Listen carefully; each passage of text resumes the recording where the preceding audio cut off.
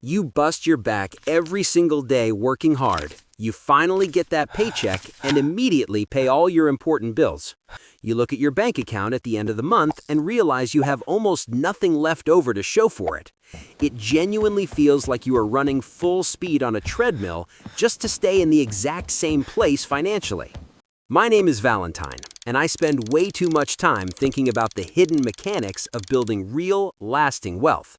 If you're someone who feels like you're constantly working but never actually getting ahead financially, make sure to hit the subscribe button. Also, please give this video a thumbs up right now if this content helps you out in any way at all. Everyone on the internet loves to talk about hitting that magical $1 million net worth number eventually one day. But almost nobody talks about the much more important and honestly much harder milestone that comes way before that seven-figure goal. There is a very specific financial tipping point where things suddenly shift from incredibly difficult to surprisingly easy for most people. Before we get to that number, we need to acknowledge the brutal reality of the journey to the first $100,000. Charlie Munger famously said that getting your first $100,000 together is practically impossible, but you must do it anyway. He wasn't exaggerating, because during that early phase, your investment returns are basically non-existent and totally unhelpful to your progress. You are pouring massive amounts of effort into the system, but the output you are seeing is incredibly disappointing right now. It feels very much like trying to fill up a massive swimming pool using only a tiny kitchen teaspoon to do it. Let's say you have $10,000 invested, and the market has an average year returning about 7% for you. That means your hard-earned money only generated an unbelievably pathetic $700 of actual passive growth for your portfolio. To grow your net worth in the beginning, you have to do 99% of the heavy lifting yourself through aggressive savings. This is why so many people give up early, because it feels like you are pushing a massive boulder uphill forever. They look at the math and realize that at their current pace, they won't be able to retire until they are 90. This despair causes them to stop saving entirely and just spend the money on things that make them feel better right now. But if you can just keep your head down and grind past that point, you hit the $250,000 mark eventually. This is the specific net worth point where your financial life quietly turns a massive corner and gets significantly easier to manage. At $250,000 invested, that same boring 7% return is now $17,500 annually.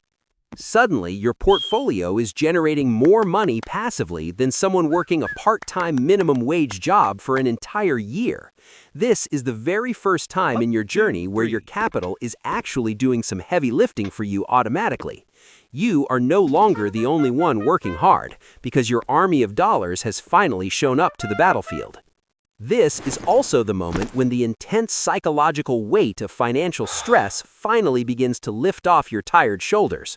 A $5,000 emergency car repair used to feel like a completely devastating life event that ruined everything for months. When you have $250,000, that same $5,000 emergency is just an annoying inconvenience that you handle easily. You no longer make decisions based purely on immediate survival, which allows you to start making decisions based on long-term strategy. You can finally stop worrying about how you will pay for groceries next week and start planning for next year instead. This mental bandwidth shift is actually more valuable than the money itself because it lowers your baseline stress levels significantly. Here is the thing most people don't realize about money. It does not grow in a straight, linear line at all.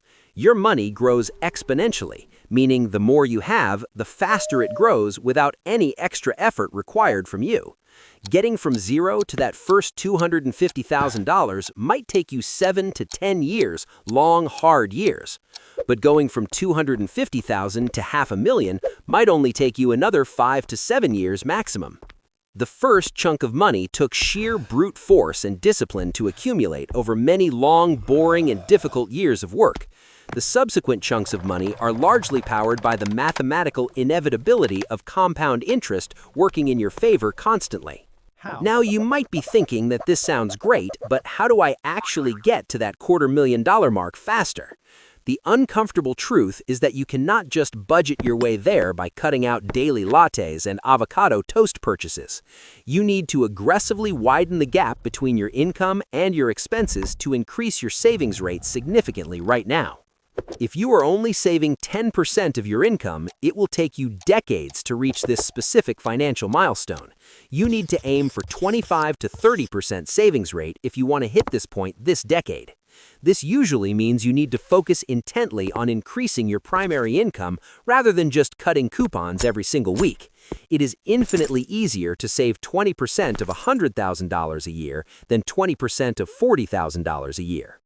The hardest part of building wealth is right now, at the beginning, when it feels like nothing is happening despite your efforts.